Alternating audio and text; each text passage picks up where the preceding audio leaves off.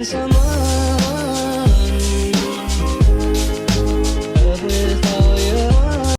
guys, Alayna here, and today I'm going to be doing my highest bucket list roller coaster from each major manufacturer.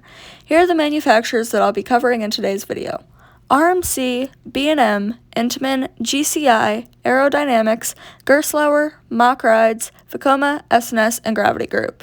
But that's all I'm going to be doing in today's video at least. So let's get right into it. Starting off with the classic, B&M is probably Flying Dinosaur, honestly. I've always been fascinated by B&M flyers, and although I haven't ridden any, this definitely looks like the strongest. It looks insane with all of its whippy elements, and I've heard it even has airtime moments somehow. Next, we have Aerodynamics. I would definitely say my highest bucket list roller coaster for Aero is X2. Yes, I have heard it's a little rough, but it also looks super disorienting and absolutely wild. It looks like a super fun experience that I don't want to pass up. For Mach Rides, it would easily be Ride to Happiness. I've literally never heard anything negative about this roller coaster. Everyone who has ridden it says that it's a perfect ride, and they usually rank it extremely high. Most people I've seen who have ridden this rank it either like number 1 or number 2. For S&S, I'll go with Alayna. This is currently El Toro Ryan's number 1, and it just looks like a more insane X2. I couldn't imagine how crazy it must feel on that. For Gerstlauer, there were a few options that I could have picked, but I'm going to go with the Smiler. It holds the record for the most inversions, and the theme really intrigues me. I want to see how I would hold up with all those inversions and my motion sickness. I feel like I could experiment with that. Let's do Gravity Group. Out of all their world-class roller coasters, I will have to go with the Voyage. I was split between this and Hades 360, but I've seen that the Voyage was ranked higher on most people's rankings, who have ridden both roller coasters at least.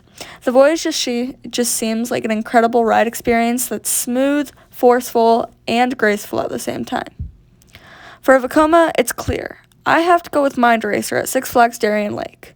No, I'm just kidding. It's got to be FLY at Phantasialand. I don't know how to pronounce it, so I'm sorry. Oh my gosh, this thing actually looks so good.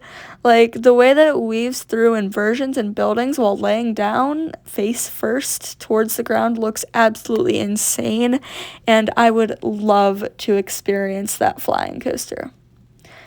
GCI is a great wooden roller coaster manufacturer, and I'm going to have to go with Gold Striker. I may not be able to ride this before the park closes, but if I am able to ride this ever, I'm sure I would love it. I love wooden roller coasters, and this one looks very whippy, full of airtime, and looks top tier, which checks all the boxes of what I like in a coaster. Other than inversions, I love inversions, but it's alright.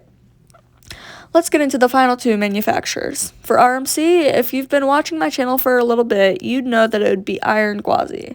This is my number 1 bucket list roller coaster overall, and it looks like it could seriously compete with Steel Vengeance for my number 1 spot. Finally, for Intamin, I'm gonna go with Velocicoaster. I could have chosen Superman the Ride, I-305, El Toro, Skyrush, King Dakar. The list can go on. But Velocicoaster just looks like a better version of one of my favorite rides ever, Maverick, and it looks so immersive while packing in an intense ride. Anyways, that's about it for this video. Thank you guys for watching.